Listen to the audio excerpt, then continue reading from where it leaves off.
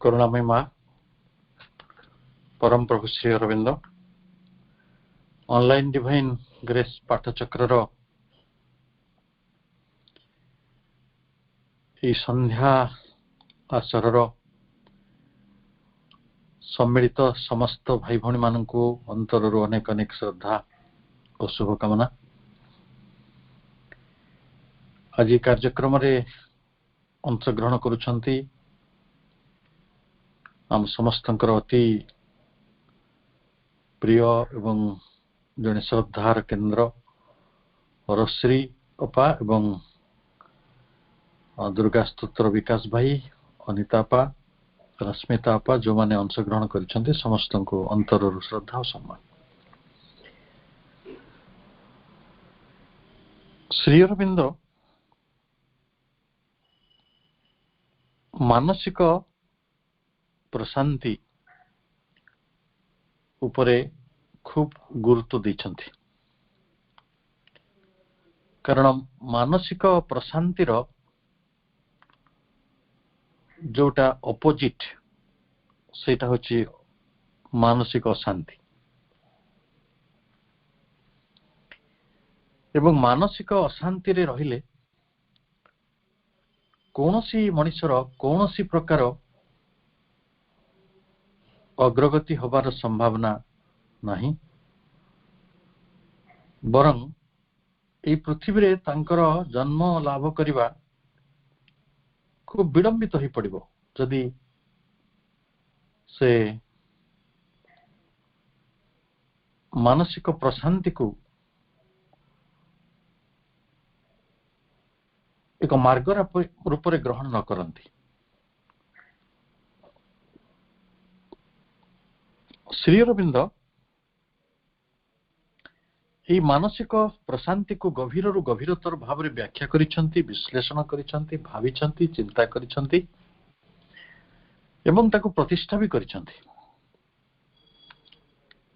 से चारि प्रकार अवस्थार कथा कहउचंती।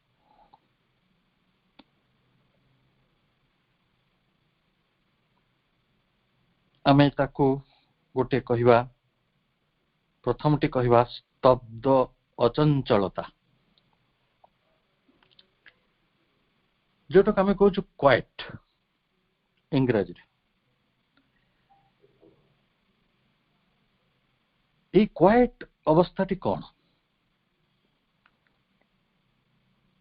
जिते बड़े आम मन भितरे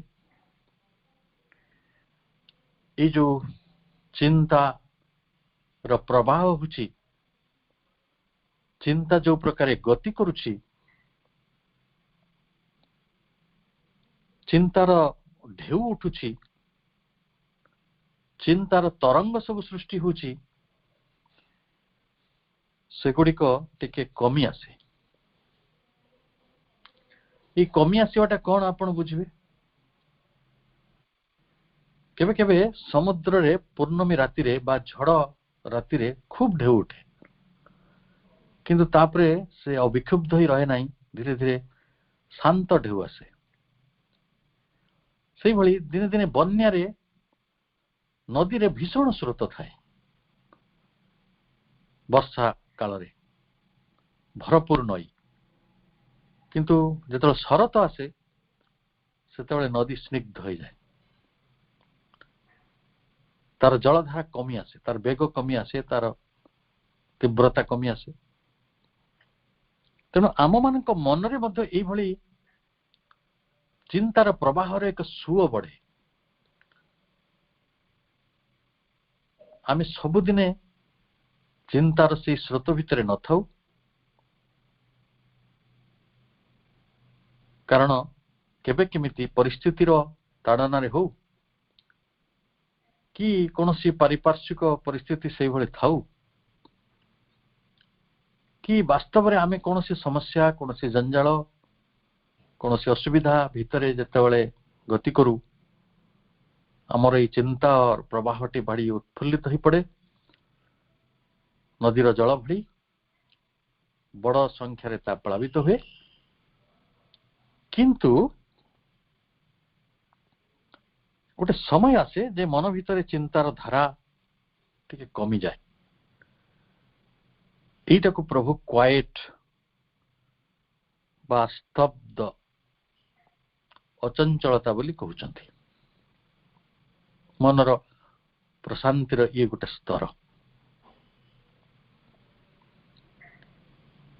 एवं द्वितीय टी को कहउचंती काम स्थिरता एमिति आमे बेले बेले भाबु बोधे क्वाइट जहा काम से किंतु प्रभुंकर व्याख्या हला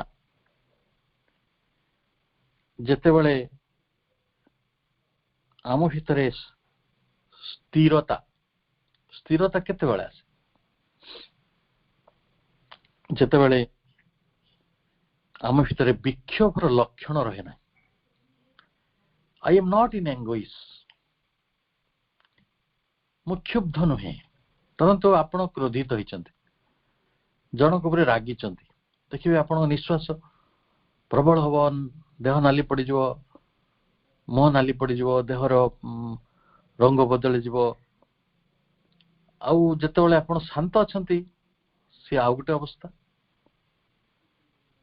तेणु आम चित्त वृत्ति रे आम मन भितरे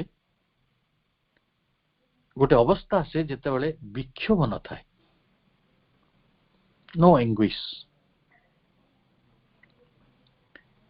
एवं एई भली गोटे विक्षोभ मुक्त समय को आम स्थिरता बा काम बोली कहूछु मनर प्रशांतिर अन्य एक डायमेंशन एवं जेते बेले आपनक जीवन रे आज जने बंधु मते मने पके दोथिले बहुत दिन तळे आमे प्रभुंकर एक लेखा को आलोचना करी कहउथिले जे जेते बेले स्थिर शांत मनटी होची स्वर्ग प्रशांत मनटी होची स्वर्ग और विक्षुब्ध मन चंचल मन अस्थिर मन विचलित मन ये गोटे नरक तेणु स्वर्ग नरकर जो परिकल्पना से सब घटी आमरी सूक्ष्म शरीर को केंद्र करी तेणु मनर तले तले जेते बेले चांचल्य कमी जाए जेते बेले आम भितरे स्थिरता से आमे सेई मनर से प्रशांत अवस्थाटा को काम बोली कहूछु क्वाइट एंड काम आमे दुईटी कथा पढ़िले तृतीय अवस्था भी थिबो तृतीय अवस्था हला अठारो टिके आउरी गभीरतर अवस्था एवं ए गभीरतर अवस्था रे कौन हुए ना मन संपूर्ण स्थिर हो जाए आको आउ टिके बुझवा मन करंतु जल प्रवाह बहुत थिला पुणी टिके कमी गला अर्थात प्रवाह अछि किंतु गोटे समय आसीबो प्रवाह स्थिर हो जिवो नो प्रवाह सेठी मान तरंगर अस्थिरतार चंचलतार कौन से लक्षण नहीं गोटे ट्रांक्विल अवस्था गोटे समतुल समतार अवस्था गोटे संतुलनर अवस्था बैलेंस आम जहाँ कहूँ से भली समतार ये भली गोटे अवस्था रे मनीष पाखु मनर आउ गोटे जो प्रशांति से आसे से होची शांति आपण जदि शांति मंत्र पढ़ी थे ऋषि मानकर यही शांति टी को से सबु स्थान रे चाहिचंती माने भूलोक शांति हो द्विलोक शांति हो वनस्पति माने शांति होंतु सागर शांति होंतु अंतरिक्ष शांति होंतु औषध माने शांति पांतु शांति निजे शांति पांतु देवता माने शांति होंतु ये शांति जेहेतु एक स्वर्ग এই ଶାନ୍ତି ସମସ୍ତଙ୍କ ପାଇଁ ଇପ୍ସିତ, ସମସ୍ତଙ୍କ ପାଇଁ ଆକାଂକ୍ଷିତ ଆଉ ସମସ୍ତଙ୍କ ପାଇଁ ପ୍ରୟୋଜନୀୟ ମଧ୍ୟ। ତେଣୁ ଶାନ୍ତିର ଏଇ ଯୋଉ ଅବସ୍ଥା ତାକୁ ପ୍ରାପ୍ତ କରିବା ପାଇଁ ଆମକୁ ମନର ସେଇ ସ୍ଥିରତା, ମନର ସେଇ ଅଚଞ୍ଚଳତା ଏବଂ ବିକ୍ଷୋଭ ମୁକ୍ତ ଏକ ଧ୍ୟାନଯୁକ୍ତ ଜୀବନ ମନ ଆମକୁ ପ୍ରୟୋଜନ, ଯୋଉଥିରେ ଶାନ୍ତିର ଅବସ୍ଥା ଆସିବ। ଏବଂ ପ୍ରଭୁ ଆହୁରି କହୁଛନ୍ତି ଯେ ତାପରର ଅବସ୍ଥା ଆହୁରି ଗଭୀର।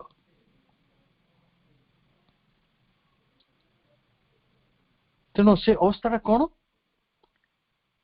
ନା, ଯୋଉ ଅବସ୍ଥାରେ ବାହ୍ୟ ପରିସ୍ଥିତି ମନକୁ ସ୍ପର୍ଶ କରିପାରେ ନାହିଁ, ବାହ୍ୟ ଚଞ୍ଚଳତା ମନକୁ ସ୍ପର୍ଶ କରିପାରେ ନାହିଁ, ଯୋଉଥିରେ ଆପଣ ଅନ୍ୟ କୌଣସି ଘଟଣା ଦ୍ୱାରା ପ୍ରଭାବିତ ହଉନାହାନ୍ତି, ଅନ୍ୟ ମଣିଷର ପ୍ରତିକ୍ରିୟା ଦ୍ୱାରା ପ୍ରଭାବିତ ହଉନାହାନ୍ତି, ଅନ୍ୟ କୌଣସି ଘଟଣା ଦୁର୍ଘଟଣା ଯାହା ଆପଣଙ୍କ ଚାରିକଡ଼ରେ ଘଟି ଯାଉଛି ତାକୁ ନେଇ ଆପଣଙ୍କର ସମ୍ବେଦନତା ନିଶ୍ଚୟ ରହିଛି, ସମର୍ପଣତା ନିଶ୍ଚୟ ରହିଛି, ଶୁଭାକାଂକ୍ଷା ନିଶ୍ଚୟ ରହିଛି, କିନ୍ତୁ ବିଚଳିତ ଭାବ ନାହିଁ। ଆପଣ ସେଇ ଅବସ୍ଥାଟିକୁ ପ୍ରଭୁ କହୁଛନ୍ତି ପ୍ରକୃତ ନୀରବତା। ତାକୁ ଆମେ ଇଂରାଜୀରେ କଣ କହିବା? ସାଇଲେନ୍ସିଂ ଦି ମାଇଣ୍ଡ। ମଣିଷକୁ ଗୋଟେ ନୀରବତା ଭିତରେ ପ୍ରବିଷ୍ଟ କରେଇଦେବା, ପ୍ରତିଷ୍ଠିତ କରେଇଦେବା। ତାହେଲେ ଆମେ ବେଳେ ବେଳେ ବୁଝୁ ଯେ ସାଇଲେନ୍ସିଂ ଦ ମାଇଣ୍ଡ କଣ? ମାଇଣ୍ଡର କାମ ତ ଚିନ୍ତା କରିବା, ସେ ଚିରନ୍ତନ ଚିନ୍ତା ହିଁ କରେ। ଜନ୍ମରୁ ମୃତ୍ୟୁ ପର୍ଯ୍ୟନ୍ତ ମନର କାମ ଆରମ୍ଭ ହେଲା ମାତ୍ରେ ଗୋଟେ ଛୋଟ ଶିଶୁ ଯେ ସେଜରେ ଶୋଇଛି ସେ ବି ଚିନ୍ତା କରୁଛି, ମଝିରେ ମଝିରେ ହସୁଛି, ମଝିରେ ମଝିରେ କାନ୍ଦୁଛି, ତା ଭିତରେ ବି ଚିନ୍ତାର ପ୍ରବାହ ଅଛି। ପିଲାମାନେ ଛୋଟ ଛୋଟ ସ୍ୱପ୍ନ ଦେଖିକି ବି ଡରି ଯାଆନ୍ତି। ଆମେ ବଡମାନେ କେତେ ଯେ ଚିନ୍ତାଶୀଳ, କେତେ ଯେ ଚିନ୍ତା କରୁ, ଯଥା ଚିନ୍ତା, ଅଯଥା ଚିନ୍ତା, ଦରକାରୀ ଚିନ୍ତା, ଅଦରକାରୀ ଚିନ୍ତା ର ଆମେ ହଉଛୁ ଗୋଟେ ଗନ୍ତାଘର। ଯୋଉଟା ପ୍ରୟୋଜନୀୟ ଅଛି ସେ ଚିନ୍ତା ଗୁଡିକ କରୁ, ଯୋଉଟା ଅପ୍ରୟୋଜନୀୟ ଚିନ୍ତା ବି କରୁଥାଉ। ତାହେଲେ ଆମେ କଣ ଏହା ଭାବିବା କି ମନର ନୀରବତା ଅର୍ଥ stopping to think at all? Silencing the mind does not mean stopping to think at all. ତାମାନେ ଆଦୌ ମୁଁ ଚିନ୍ତା କରିବି ନାହିଁ ଏପରି ଏକ ଅବସ୍ଥା କି? ମନର ନୀରବତା ଆମେ ତାକୁ କହିବା କି? ତେଣୁ ଚାରୋଟି ପ୍ରଶାନ୍ତିର ଅବସ୍ଥା ମନର ଯୋଉ ପ୍ରଭୁ କହିଲେ, ଗୋଟେ ହଉଛି କ୍ୱାଏଟ, କାମ୍, ପିସ୍ ଆଣ୍ଡ ସାଇଲେନ୍ସ। ଏହା ଭିତରୁ ସବୁଠାରୁ ଗୁରୁତ୍ୱପୂର୍ଣ୍ଣ ଅବସ୍ଥା, ଗଭୀରତମ, ତାହା ହଉଛି ନୀରବତା, ମନର ନୀରବତା। ତାହେଲେ ଆମେ ଏହା ବୁଝିବା, it means thinking when you need to think but keeping the mind calm when you don't need to think। ଯେତେବେଳେ ଚିନ୍ତା କରିବା ଦରକାର ସେତେବେଳେ ଚିନ୍ତା କରିବେ, ଯେତେବେଳେ ଚିନ୍ତା କରିବା ଦରକାର ନାହିଁ ସେତେବେଳେ ମନକୁ ଆପଣ ସ୍ଥିରତା ଭିତରକୁ ରଖିବେ। ତାମାନେ ମନ ଆପଣଙ୍କର ନିୟନ୍ତ୍ରଣ ଭିତରେ। ମନର କାମ ନିଶ୍ଚିତ ଭାବରେ ଚିନ୍ତା କରିବା, କିନ୍ତୁ ସେ ଚିନ୍ତାଟି ସଂଗଠିତ ହବ, ଅସଂଗଠିତ ନୁହେଁ। ଚିନ୍ତାଟି ଔପଚାରିକ ହବ, ଅନୌପଚାରିକ ନୁହେଁ। ବୈଜ୍ଞାନିକ ମାନେ ସେଇ ସଂଗଠିତ ଚିନ୍ତା କରନ୍ତି ଏବଂ ସେଇଟା ହଉଛି ଧ୍ୟାନ। ବୋଧେ ଅନେକ ଲୋକ ଭାବନ୍ତି ଧ୍ୟାନ ମାନେ ଗୋଟେ ନିଷ୍କ୍ରିୟତା ଭିତରକୁ ଚାଲିଯିବା, ଗୋଟେ ନୋ ମାଇଣ୍ଡ ଜୋନକୁ ଚାଲିଯିବା। କିନ୍ତୁ ମନ ତାର ଧ୍ୟାନର ଯୋଉଟା ସକ୍ରିୟ ଧ୍ୟାନ କୁହାଯାଉଛି ଆଜିର ତାରିଖରେ, ସକ୍ରିୟ ଧ୍ୟାନ ହେଲା ଆପଣଙ୍କ ଚିନ୍ତା ଗୁଡ଼ିକୁ ସଂଗଠିତ କରିବା, ଅର୍ଥାତ୍ ଚିନ୍ତାକୁ ଆପଣଙ୍କ ଇଚ୍ଛା ଅନୁସାରେ ତାକୁ ପ୍ରବାହିତ ହେବାକୁ ଦେବା ବା ତାକୁ ସ୍ଥିରତା ଭିତରେ ରଖିଦେବା। मन को प्रकृत एते दुर्निग्रह, एते चंचल, एते गतिशील जे ताको नियंत्रण करिवार चेष्टा हजार हजार वर्ष धरी जोगी पुरुष माने करने को चेष्टा करिसंती, किंतु से कि सफल हो पारिना। महाभारतर युद्ध भूमि रे गोटे विषादग्रस्त, मन द्वारा विषादग्रस्त होता अर्जुन को जेतेबेले प्रभु जने साइकोलॉजिस्ट भली ताको काउंसिल करिसंती श्रीकृष्ण, एवं तांको मन विषय रे, मनर चंचलता विषय रे, मनर नियंत्रण संपर्क रे, वैराग्य संपर्क रे, संयम संपर्क रे एते शिक्षा दैछंती। शेष रे अर्जुन निराश होकर पचारुछि, मन एते दुर्निग्रह, एते चंचल, ताको केमिति नियंत्रण करा जिवो? गोटे पवन को पछे जाल रे बांधी हबो, किंतु मन को नियंत्रण करवा ये तो संभव नहीं। आलोकर बेग होची गोटे सेकेंड रे 3 लाख किलोमीटर, किंतु मनर गति ताको मापी हबो नहीं। सेकेंड लागे नहीं ताको 3 लाख किलोमीटर जो। आपण एबे जानतो मंगल ग्रह रे पहुंचले, एबे जानतो सूर्य पृष्ठ रे पहुंचले, एबे चली गले महाअंतरिक्ष को चली गले, नो टाइम नीडेड। तेणु एति कम समय ताको लागे, नानो सेकेंड, जे ताको मापी भी हबो नहीं। मन एति गतिशील, ए भली गोटे चंचल मन को नीरव करिवार जो प्रचेष्टाटी आमको जोग प्रक्रिया शिखी दिया जायछि, तो ताहला ए भली गोटे संगठित चिंता को आम भीतर को आनिबा। आपण साहित्य विषय चिंता करुछंती, साहित्यिक हेबे। आपण विज्ञान संपर्क रे चिंता करुछंती, वैज्ञानिक हेबे। दर्शन संपर्क रे चिंता करुछंती, दार्शनिक हेबे। मां को संपर्क रे चिंता करुछंती, आपण मां कर तादात्म्य लाभ करिवे। तांकर विश्वातीत एवं विश्वगत एवं तांकर व्यष्टिगत शक्ति गुडी को प्राप्त हेबे। एटा होची आम पई ध्यान, समर्पण, सानिध्य बा मां को निकटतर ही रहिबा, मां को नहीं बंचिबा एक बड़ उपलक्ष्य। एथिरे कहा जाउछि जे आमे when you can silence your mind, your ability to focus improves। जदि आमे आम अजथा चिंता गुडी को छाड़ी देबा एवं आम चिंता गुडी को केवल संगठित चिंता करिबा, केवल एकाग्र चिंता करिबा, आमे जहा ऊपर चिंता करिया चाहूछे ता ऊपर चिंता करिया। तो आमे छोट थिले गोटे गणित हो नै, आमे केवल से गणित कथा ही भाबुथिले। एमिति बहु घटना आम जीवन रे घटे।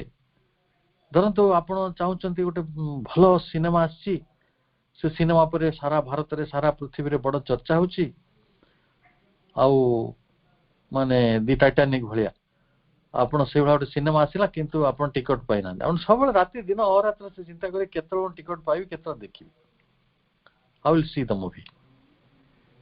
आमे तो छोट पिला थिले, गोटे पर्वपर्वाणी आसुछि, पर्वपर्वाणी रे अतिथि मानकर समागम हबो, जो माने दूर दूरांत रे अछंती ज्ञाति परिजन आसीबे, खाली सेही चिंता रे हम समय उडा चली होतला, केते खुशी भी थिला।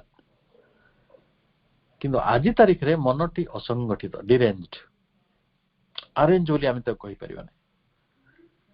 तेणु आमर मध्य एक एबिलिटी रही, सामर्थ्य रही टू फोकस, एकाग्र हवा पाए। You can think more clearly. आज आम थिंकिंग पैटर्न कौन? ऑब्स्क्योर, अस्पष्ट, प्रांजल नुहे।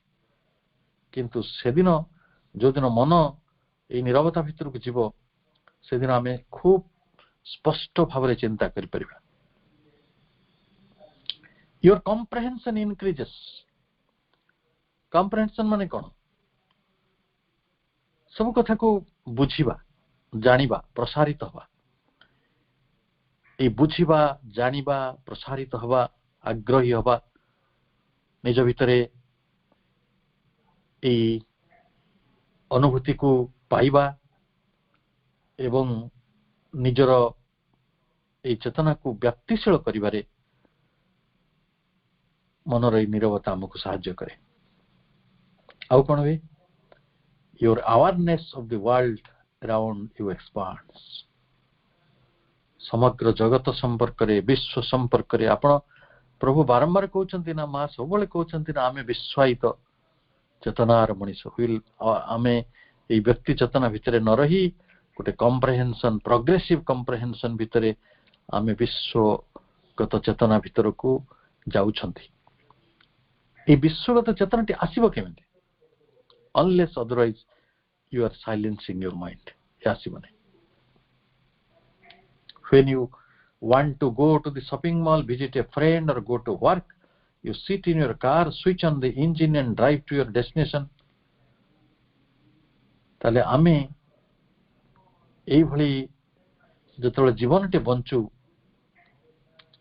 आमे बाजार जाउछु आमे बंधु मान को भेटुछु आमे कामरे अछु आमे कार रे बसिछु आमे गोटे इंजिन को स्टार्ट करिछु आमे ड्राइव करछु सब कथारे आमे देखु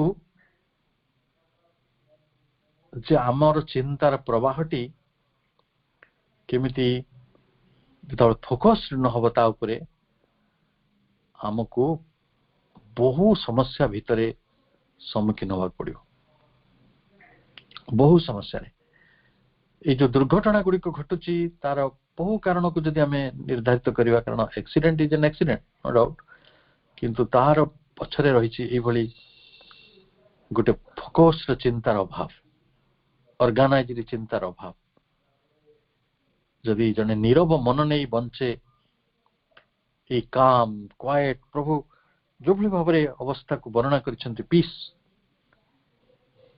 ताहले आमे देखिबा आम समस्या समाधान गुडी को खूब सुंदर भाव रे पारुछि आम जीवन मध्य खूब सुंदर भाव रे समन्वित हो पारुछि आम संबंध गुडी को मध्य खूब चमत्कार भाव रे चाली पारुछि कारण आमे पदे कथा कहिला बेले अति नीरव रे आनंद पूर्वक चिंता पूर्वक प्रकाश करवा ये जो साधारणतः मान अभिमान विक्षोभ जने अभिमान कला रागी गला आमे सब वर्ड ऑफ एक्सचेंज कले शब्द गुड़िकर अजथा अपलाप तापर आमे केते अशांति भीतर जाऊ केते नरक भोगू एवं ये नरक भोगुवा हजार हजार मनीष मान को ये आखिरे देखला परे प्रभु चाहिए एटा स्वर्ग हो धरतु आपण निज संपर्क रे गोटे अनप्लीजेंट रिमार्क सुनिले किए जने आपण को आलोचना करुछि किए आपण जने साधु मनीष अथच आपण को साधुता को नहीं लोके प्रश्न पठाचंती आपण को कार्य को नहीं लोके प्रश्न उठाते एपरि कि पाठचक्र गले भी लोके आलोचना करुछंती कौन से होउछि सेठु मिलुछि काई कि सेठी जाउछो ये प्रश्न भी लोके उठाउछंती कारण जो माने आसु नाहंती बा जो माने जानि नाहंती से माने एई भली प्रश्न उठेबाटा भारी स्वाभाविक किंतु आमे कोन हो आमे चली जाऊ आमे मनर ए निरवतार प्रभुंकर ए दीक्षाटी को भूली जाऊ प्रभुंकर ए उपदेशटी को आमे पासुरी दो आमे जहा सुनुछंती बाहरु आम चारिकड़े जहा किछि घटुछि सेटा हमकु आज पर्यंत प्रभावित करूछि आमे ताकु बिटर एक्सपीरियंस को आमे ताकु एविल फोर्स र काम भी कहू बा आम शत्रु मानकर काम भी कहू आमे जो बाटे जस्टिफाई करूना काई कि जहा घटुछि ता होछि आम मन चहली जाउछि आम मनर प्रशांति केमिति कोन विघ्नित होछि एवं एई भली गोटे विघ्नित मनर अवस्था रे जदि आमे रहुछु ताले आम पई ध्यान एक अपरिहार्य व्यवस्था बा ध्यान एक अपरिहार्य माध्यम ध्यान एक अपरिहार्य साधना जहा फल आमे मनर ए प्रशांति निकट में पहुंची पारिबा एवं मनर ए नीरवता निकट में पहुंची पारिबा तेणु मनटा जिते बड़े बाह्य भाव शून्य हम आम सब देखिए भारी अभ्यासगत भाव में मेकानिकाली बाहर कथा गुड़ा भारी शुणु था भारी बढ़िया लगे सीरियल देखा सिनेमा देखा गप बही पढ़ा ना मु मना करूनी कि करवानी कि प्रभावित हवानी मु 3 दिन तले जड़े बंधु को देखिली सी बहुत असुस्थ होती चेस्ट पेन हो माने माने गोटे प्रकार इल जब से अवस्था हॉस्पिटल नहीं सी डाक्तर माने हार्ट मेडिसिन दे था जहाँ आप जानते कि देखिए स्ट्रेस लेवल बहुत अधिका मुझे कथा हवा पर जानली से 3 घंटा जड़े बंधु सहित कथा से बंधुटी विरुद्ध घटुवा अनेक घटनार बरणी प्रदान कर सबसेट मानसिक संतुलन ना मानसिक असंतुलन प्रथम देखिए आप शोष लगे डिहाइड्रेशन हम तंटी सुखीज गला सुखीज जीभ भितर पशिज आप पेल हो प्रथम गोटे दुसंवाद शुणिले व्यथित हेले चिंतित हेले अस्थिर हेले आम प्रथम कौन हो आमर चेहरा खराब हो जाए प्रथम रंग उड़ी कहते न तो मुह सुखीगला ये सब कथा घटब कारण जिते पर्यंत आम ये बाह्य भावशून्य होना बाहर कथार प्रभावित हवा एवं ये गोटे अभ्यास को आम छाड़ी ना सेते पर्यंत आम जीवनर ये निश्चलताटी प्रभु जो प्रशांति चाहते सेटा विराजमान हम नहीं आमको बाह्य घटना तो घटब ना बाह्य घटना तो अटकी पारानी आमको बाह्य घटना घटुची कहीं घटुचे ये आम साधना को परीक्षा कर आपण पाठ पढ़े परीक्षा देवेनि कि ये जीवन तो सबुठ बड़ विश्वविद्यालय ये जीवन जिते कथा शिखाए आउ को विश्वविद्यालय एत कथा शिखा मिलूँ से अनेक शिक्षा चिंतक माने कहते जे जीवन विश्वविद्यालय किसी कांथ ना तार किसी परिसर ना कई शिक्षक ना किंतु ये हूँ प्रकृति सबुठ महत्वपूर्ण विद्यालय विश्वविद्यालय जीवन जिते कथा शिखे दिए अन्य मैंने कहीं शिखई पारती ना कारण जीवन प्रथमे कौन करे अन्य सब स्कूल मानक कॉलेज मानक कौन हुए ना प्रथमे पाठ पढ़ा हुए सिलेबस कंप्लीट हुए आपण को करिकुलम दिया जाए सिलेबस दिया जाए तापरे परीक्षा हुए किंतु एठी पाठटी से अलगा ये प्रथमे परीक्षा तापरे शिक्षा आपण समस्या भितर पड़े ही अनुभूति लाभ करती शिक्षा लाभ करती शिखती तेणु जीवन विश्वविद्यालय आ बाकी विश्वविद्यालय भीतर फरक हो जदि बाह्य परिस्थिति द्वारा आपण निजर शांति हरई बसुचंती निजे विक्षोभित होचंती निजर चिंतार प्रवाहटी आपण नियंत्रण भितर रहूना आपण अस्थिर होचंती नर्क भोग करुचंती ताले आपण जानतु परीक्षा रे आपण फेल हो सारे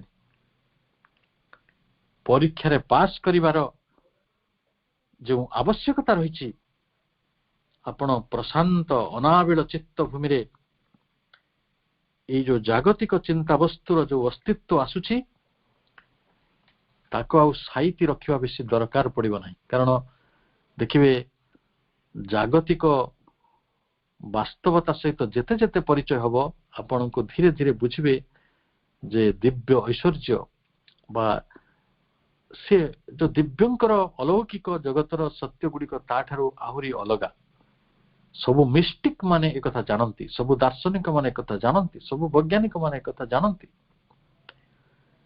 ये जो नीतिदिनिया जीवन दियानिया भितर हेगलिंग जहाँ आम कहूँ इंग्राजी रे जे सी केते देला मु केते देली से बाहागर सी को माने आस्तिले को माने आसी नथिले से स्कूल को को माने आसिले को माने आसिलेनी ये जो बाहरिया कथारे आमर जो व्यस्तता रही है एगुड़िक आम प्रकृत चेतना को कन्स्टिट्यूट करूना तैयारी करूना आम चेतना हूँ गोटे इनमोस्ट बीइंग आमर अंतर्गत सत्ता मानकर एक समाहार बाह्य घटना केवल घटना से सब बेले आम जीवन को आसुची गोटे परीक्षा निरीक्षा जे आमे केते दूर आम साधना क्षेत्र में अग्रगति करुछु, केते प्रशांत मन नहीं बंची पारछु, केते निश्चल रही पारछु, केते स्थिर रही पारछु, केते शांति को आमे अव्याहत रखी पारछु। तेणु मन जेतेबेले नीरव और प्रशांत हो जाए सेतेबेले आउ थरे मन रखंतु, मन जेतेबेले नीरव और प्रशांत हो जाए सेतेबेले जो सत्य चेतनार अपेक्षा में करिसंती, जो सत्य चेतना ट्रुथ कॉन्शियसनेस अवतरण करिवो बोली आमे एते साधना करूछंती, मां को एते कथा मागुछंती, एते कथा कहउछंती, से दिव्य शक्ति अबाध रे ता मध्य को ले आसीबो। ताले बाधाटा कोठी अछि? आमर अशांति, आम विक्षोभित मन। किंतु जेतेबेले आपण प्रशांति भितर जिवे, से क्वाइट, से काम, पीस एंड साइलेंस, ताहले स्वाभाविक भाव में दिव्य शक्ति सत्य चेतना आम भितर केवल अवतरण करिवो नाही, उल्लही आसीबो नाही, आम भितर क्रिया आरंभ करिवो। से दिन आपण जने सत्य चेतनार मनीष हेबे। बाह्य जीवन सब बेले घात प्रतिघात आम जीवन रे अछि। आपण जेतबेले जने साधक हेबे, मां को धरिबे, एविल फोर्स गुड़िक हो कि साधनार एक प्रयोजनीय आवश्यकता रूप से बाधा विघ्न गुड़िक प्रबल ही उठिबो, प्रबल प्रबलतर। एवं जेते जेते बाह्य जीवन रे एई घात प्रतिघात आसीबो, आम जीवन आलोड़ित होक बाध्य हुए। किंतु एई मनर आलोड़न को जी बुझीची, मनर आलोड़न को जी जानिछि, जे ये विक्षुब्धि भितर निजक मुक्त कर दिए, जे ये विक्षुब्धि भितर रहे नहीं, एवं जे स्थिर करिवार कला जानिछंती, जे शांत हवार कला जानिछंती, शांति मध्य प्रवेश करिवार मार्ग जानिछंती, तो सेमाने कौन करिवे ना एई बाह्य चेतना भितरु विच्छिन्न होई निजको गोटे गभीरता मध्य नहीं जाई परिबे। से गभीरताटी होची निस्तरंग स्थिरता। जो निस्तरंग स्थिरता कहले जोटी तरंग नहीं, जोटी विक्षुब्धि नहीं, किंतु सेठी स्थिरता रही। दिव्य चेतना अवतार शक्ति आनंद कौनसी अस्थिर मन मध्य प्रवेश करने को चाहे नहीं, चाहिए मध्य करि पारे नहीं। आमी जो सत्य ज्योति आनंद शक्ति को आम भितर चाहूचु, सेगुड़िक प्री कंडीशन बा अति सर्वनिम्न पूर्व शर्त गुड़िक है जे आमे गोटे प्रशांत मन नहीं बंचु। तेणु एक कथा कहीं कहूँ देखिए, जो जगार मरुभूमि अच्छी से वर्षा हुए कहीं गछ मान ना, किंतु जो अरण्य अच्छी से बेसी वर्षा हुए। तार कारण अरण्य गोटे आमंत्रण, सबुजत्व गोटे आमंत्रण, सबुजत्व गोटे वर्षार प्रतिश्रुति। आपण आनंद रुहंतु, स्थिर रुहंतु, समतारे रुहंतु, शांति रे रुहंतु, सेटा दिव्य को आकर्षण करे। आमे आम जीवन में घटुनी कि आपण बगीचा को गले को फूलटी आपण तुलंती चाहती जोटा सबुठारु सतेज फूल, आ गोटे मूर्खटिया है फूलटा पड़ो ता रोग लगे मूर्छा है झाउली जाइथो ताको आनिबे। आपण गोटे जाइछंती क्लासरूम को, आपण को पिलाटी आकर्षित करे? जो पिलाटी बहुत बेस समतारे थिबो, खुशी थिबो, स्थिर थिबो, शांत थिबो। आउ दुष्ट होथबो, से अपरिष्कार थिबो, से झटपट होथबो, मुंड कुंडे नथिबो, सार्ट पिंधि नथिबो, तो सेमती पिला आपण आकर्षित करे कि करे नाही, रिपल्सन हबो। तेणु मनर स्थिरता, मनर शांति, मनर ये जो प्रशांति, मनर ये निरवता केवल एक आमंत्रण नुहे दिव्य को, ଏଇଟା କେବଳ ଗୋଟେ ସ୍ୱର୍ଗ ନୁହେଁ, ବରଂ ଏଇଟା ହଉଛି ଗୋଟେ ବହୁତ ବଡ ଉପହାର ମଣିଷକୁ। ଭଗବାନ ଯାହା ଉପରେ ଖୁସି ହୁଅନ୍ତି ତାକୁ ସେଇଭଳି ଗୋଟେ ପ୍ରଶାନ୍ତ ମନ ଦିଅନ୍ତି ଯୋଉଥିରେ ସେ ଅସ୍ଥିରତା ଭୋଗ କରେ ନାହିଁ। ଏଇ ଜଗତର ବହୁତ ଲୋକଙ୍କୁ ଦେଇ ମୁଁ ଦୁଃଖିତ ହୁଏ। ଗୋଟିଏ ଜାଗାରେ ସେମାନେ ଘଣ୍ଟାଟେ ବସି ପାରିବେନି, ବଡ ଛଟପଟ ତାଙ୍କ ଜୀବନ। ମୁଁ ଭାବେ କେତେ ଦୟନୀୟ, ଏମାନେ କେତେ କରୁଣ। ବୁଦ୍ଧଦେବ ସତ୍ୟ ପାଇଁ ଯଦି ବୋଧିବୃକ୍ଷ ମୂଳରେ ଗୋଟିଏ 12 ବର୍ଷ ବସି ପାରିଲେ, ଫର 12 years, କୋଣାର୍କର ଶିଳ୍ପୀମାନେ ଯଦି ଗୋଟେ ବିରାଟ ସ୍ଥାପତ୍ୟକୁ ସାକାର କରିବା ପାଇଁ 16 ବର୍ଷ ସାଧନା କରିପାରିଲେ, ଯଦି ବାଲ୍ମୀକି ମୁନି ଯଦି ବସିଥିଲେ ଯୋଉଠି ସେଇଠି ଉଇ ହୁଙ୍କା ହେଲା, ତାହେଲେ ସାଧନା ପାଇଁ ଯୋଉଟା ପ୍ରୟୋଜନ ସେଟା ହଉଛି ଗୋଟେ ମଣିଷର ଏଇଭଳି ଗୋଟେ ସ୍ଥିରତା, ଗୋଟେ ସାମ୍ୟତାର କଥା। ଏବଂ ଆମେ ଯଦି ପ୍ରକୃତରେ ଅସ୍ଥିର ହବା, ତାହେଲେ ଯୋଉ ଶାନ୍ତି ଆମ ଭିତରେ ଆସିଥାଏ, ଯୋଉ ଆନନ୍ଦ ଆମ ଭିତରକୁ ଆସିଥାଏ, ଯୋଉ ଦେବଶକ୍ତି ଆମ ଭିତରେ ପ୍ରବେଶ କରିଥାଏ, ସେ ପଳାୟନ କରନ୍ତି। ସେଥିପାଇଁ କୁହନ୍ତି ନା, ତମେ ସବୁ ଘରେ କାହିଁ ଅଶାନ୍ତି କରୁଛ, ଲକ୍ଷ୍ମୀ ଛାଡିଯିବ। ଘରେ ଝଗଡା ଝାଣ୍ଟି ଅଶାନ୍ତି ରହିଲେ ସେଠି ଶ୍ରୀ ରହନ୍ତି ନାହିଁ, ତେଣୁ ସେ ଆନନ୍ଦକୁ ଭଲ ପାଉଥିବା ଦେବୀ। ତେଣୁ ମନ ପ୍ରାଣ ଦେହରେ ଶାନ୍ତିର ଭାବ ପ୍ରତିଷ୍ଠା ନହେଲେ ଯାଇ ଆମେ ଭଗବାନଙ୍କର ଉପସ୍ଥିତି ସେଠାରେ ଘଟିଛି ବୋଲି ବୁଝିବା, ବା ଘଟିବାକୁ ଯାଉଛି, ଭଗବାନଙ୍କର ଉପସ୍ଥିତି ଆସନ୍ନ, ଏ କଥାଟି ଆମେ ବୁଝିପାରିବା। ତେଣୁ ଆମେ ବିଫଳ ହେଲେ ମଧ୍ୟ ବେଳେବେଳେ ଆମେ ଏଇ ଶାନ୍ତିଟି ଆଣିପାରୁନା। ଆମେ ଚେଷ୍ଟା କରୁ, ଚାହୁଁ, କିନ୍ତୁ ବିଫଳ ହଉ। କିନ୍ତୁ ବିଫଳ ହେଲେ ମଧ୍ୟ ଶ୍ରୀକୃଷ୍ଣ ଅର୍ଜୁନଙ୍କୁ ସେଇ ଉପଦେଶ ଦେଇଛନ୍ତି, ଦୁଇଟି ମାର୍ଗ, ଅଭ୍ୟାସ ଆଉ ବୈରାଗ୍ୟ। ବୈରାଗ୍ୟ ଗୋଟେ ଡିଟାଚମେଣ୍ଟ, ଗୋଟେ ଷଡ଼ ଐଶ୍ୱର୍ଯ୍ୟ ଭିତରେ ଆସେ। ଈଶ୍ୱରଙ୍କ କୃପା ହେଲେ ଆମେ ସେଭଳି ବୈରାଗ୍ୟ ମଧ୍ୟରେ ପ୍ରବେଶ କରୁ। ବୈରାଗ୍ୟର ବହୁ ପରିଭାଷା ରହିଛି, ଆପଣ ବିଶେଷ ଅନୁରାଗ ଭାବରେ ବୁଝନ୍ତୁ, ତାକୁ ପ୍ରେମ ବୋଲି ବୁଝନ୍ତୁ, ସତ୍ ପ୍ରେମ, ଦିବ୍ୟ ପ୍ରେମ, ମାନସୀ ପ୍ରେମ ନୁହେଁ। ଏବଂ ଅନ୍ୟଟି ହେଲା ଅଭ୍ୟାସ। ତେଣୁ ବିଫଳ ହେଲେ ମୋ ମନଟାକୁ ସଂଗଠିତ କରିପାରୁନାହିଁ, ମନଟିକୁ ଏକାଗ୍ର କରିପାରୁନାହିଁ, ମନଟିକୁ ସ୍ଥିର କରିପାରୁନାହିଁ, ମନଟିକୁ ଶାନ୍ତ କରିପାରୁନାହିଁ, ସେମିତି ଲେମେଣ୍ଟ କଲେ, କାନ୍ଦିଲେ ତ ହବନି। ତେଣୁ ଶାନ୍ତିର ଭାବକୁ ଆମେ ଆଣିବା, ତା ଭିତରେ କୌଣସି ଆବିଳତାକୁ, କୌଣସି ବିକାରକୁ, କୌଣସି ଗୋଟେ ବିକୃତିକୁ ଆମେ ସ୍ଥାନ ଦେବା ନାହିଁ। ତାହେଲେ ଆମ ମନ ଭିତରେ ଯୋଉ ନୀରବତା ଆସିଥିବ, ମନ ଭିତରେ ଯୋଉ ପ୍ରଶାନ୍ତିଟି ଆସିଥିବ, ସେହି ପ୍ରକୃତରେ ଆମ ସାଧନାକୁ ଆହୁରି ତ୍ୱରାନ୍ୱିତ କରିବ ଏବଂ ଆମ ସିଦ୍ଧିକୁ ଆହୁରି ନିକଟତର କରିବ। ପ୍ରଭୁ କହୁଛନ୍ତି ଯେ ଭଗବାନଙ୍କୁ ମନ ମଧ୍ୟରେ ଆହ୍ୱାନ କରିବାକୁ ହେଲେ ପ୍ରଥମେ ସେଇ ସ୍ଥାନଟିକୁ ଶୂନ୍ୟ କରିଦେବା ଦରକାର। କୋଉ ସ୍ଥାନ?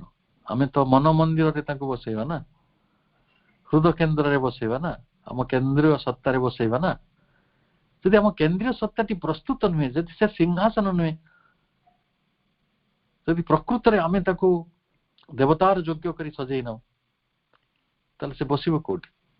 ଦେବତାର ଯୋଗ୍ୟତା ହେଲା, ଦେବଯୋଗ୍ୟ ହବାର ପ୍ରଥମ କଥା ହେଲା ଯେ ସେଟା ବିକ୍ଷୁବ୍ଧ ନୁହେଁ, ତା ପ୍ରଶାନ୍ତ, ଅଶାନ୍ତ ନୁହେଁ, ଅସ୍ଥିର ନୁହେଁ। ଏବଂ ଆମେ ଯେଉଁ ସ୍ଥିରତା ଓ ପ୍ରଶାନ୍ତି ଭାବଟି ଆମ ଭିତରେ ସାଇତି ପାରୁ, ସେଇଟା ଆମକୁ ସୁରକ୍ଷା ପ୍ରଦାନ କରେ, ଗୋଟେ ସାଞ୍ଜୁ ଭଳି ବୋଲି ପ୍ରଭୁ କହୁଛନ୍ତି। ଆମେ ଅନେକ ସମୟରେ ପ୍ରୋଟେକ୍ସନ ଚାହୁଁଛେ। ହାଉ ୱିଲ୍ ବି ପ୍ରୋଟେକ୍ଟେଡ? ଆପଣଙ୍କ ପ୍ରୋଟେକ୍ସନର ସୂତ୍ର ହେଲା ଆପଣଙ୍କ ଭିତରେ ଶାନ୍ତି ଓ ଆନନ୍ଦ ସ୍ଥିରତାକୁ ସାଇତିକି ରଖନ୍ତୁ, ସେ ମନର ପ୍ରଶାନ୍ତିଟିକୁ ସାଇତିକି ରଖନ୍ତୁ, ୟୁ ୱିଲ୍ ବି ପ୍ରୋଟେକ୍ଟେଡ। ମୁଁ ଆପଣଙ୍କୁ ଏଇ ପ୍ରୋଟେକ୍ସନର ଗୋଟେ ଅତି ସରଳ କଥାଟେ କହୁଛି। ମନେ କରନ୍ତୁ ଗୋଟେ ପିଲା ବହୁତ ଖୁସି ଅଛି, ବହୁତ ଜୟଫୁଲ, ଆପଣ କେବେ ଚାହିଁବେନି ତାକୁ ଦୁଃଖୀ କରିବାକୁ। କିନ୍ତୁ ଯେ କାନ୍ଦୁଛି ତାକୁ ଲୋକେ ଚିଡେଇ ଦେବେ। ଏକଥା ଆମ ବାହ୍ୟ ଜୀବନରେ ଘଟେ। ତେଣୁ ଆମର ଅଶାନ୍ତି ହେଉଛି ଆମର ପ୍ରତିବନ୍ଧକ, ଆମର ଅଶାନ୍ତି ହେଉଛି ଆମର ବାଧା। ତେଣୁ ଶାନ୍ତି ସବୁବେଳେ ସୁମହାନ। ଶାନ୍ତି ହେଉଛି ଗୋଟେ ଉପହାର। ତେଣୁ ପ୍ରଶାନ୍ତି ସବୁବେଳେ ଦିବ୍ୟ, ଭଗବାନଙ୍କର ପ୍ରିୟ, ଭଗବାନଙ୍କ ଆହ୍ୱାନର ମନ୍ତ୍ର, ଭଗବାନଙ୍କ ଆହ୍ୱାନର ସର୍ତ୍ତ, ଭଗବାନଙ୍କ ପାଇଁ ଏକ ସିଂହାସନ, ଏକ ଦେବଯୋଗ୍ୟ ଭୂମି। ତେଣୁ ସେଇଭଳି ଏକ ପ୍ରସ୍ତୁତି ଦିଗରେ ଆମେ କିଭଳି ଆମ ନିଜକୁ ନେଇପାରିବା, ଇଏ ଆମ ପାଇଁ ଏକ ଆହ୍ୱାନର କଥା। ଏବଂ ଏହି ଆହ୍ୱାନର ସମ୍ମୁଖୀନ ହେବା ପାଇଁ ଆମେ ମାଙ୍କର ଶରଣାପନ୍ନ ହେଇଛନ୍ତି। ଆମେ ସେଇଭଳି ଶରଣାପନ୍ନ ହେଇ ରହିବା। ଆହୁରି ଏ କଥାକୁ ଭଲ ଭାବରେ ବୁଝିବା, ଆମର ପ୍ରଶାନ୍ତିର ଏହି ଅବସ୍ଥା ଗୁଡ଼ିକ କିଭଳି ଆମ ଭିତରେ ପ୍ରତିଷ୍ଠିତ କରି ରଖିବା, ଏ କଥାକୁ ଅଧିକ ଗଭୀର ଭାବରେ ଚିନ୍ତା କରିବା। ସମସ୍ତଙ୍କୁ ଅନେକ ଅନେକ ଶୁଭେଚ୍ଛା, ଅନେକ ଶୁଭକାମନା। ଶୁଭରାତ୍ରି। ବନ୍ଦେ ମାତରମ୍।